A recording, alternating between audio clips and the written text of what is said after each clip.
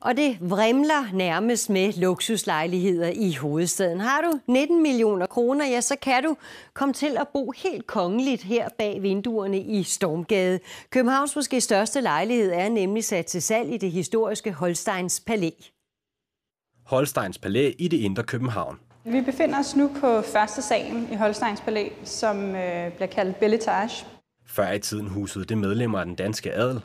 Og det kan I især se herinde, hvor man har udsmykningerne over de gamle dørpaneler og har højt til loftet med stukke.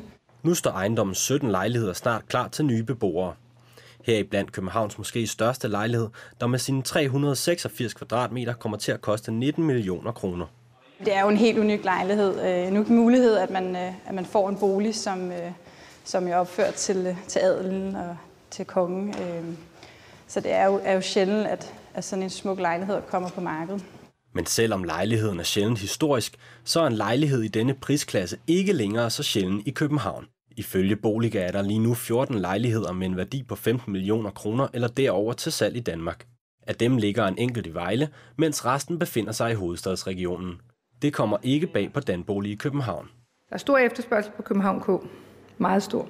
Og de dyre lejligheder bliver der heller ikke købt af hvem som helst. Jamen det er også ældre ægtepar, som har afsat deres bolig og vil herind og bo i København. Så er det folk, der har boet i udlandet og kommer hjem og skal have deres seniorliv i Danmark. Og efterspørgelsen er også fra, det er ikke børnefamilier. Luksuslejligheder er et marked i vækst, og selvom alle 17 lejligheder i Holsteins Palæ ikke er sat til salg på nettet endnu, så er flere allerede solgt. Maria Brunander føler sig da også overbevist om, at der snart kommer en køber til kronen på værket. Den store lejlighed, vi står i her, er til nogen, som synes, det er sjovt at bo i en ejendom med så meget kulturhistorisk værdi og højt til loftet. Så det er nok en type af køber, som bare ser den her lejlighed og vil have den. Så nu er det bare op til håndværkerne at gøre lejlighederne klar til at blive solgt.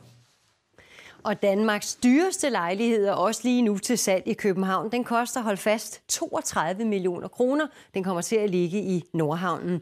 Du kan se en oversigt med 11 andre luksuslejligheder på vores hjemmeside tv2lorry.dk.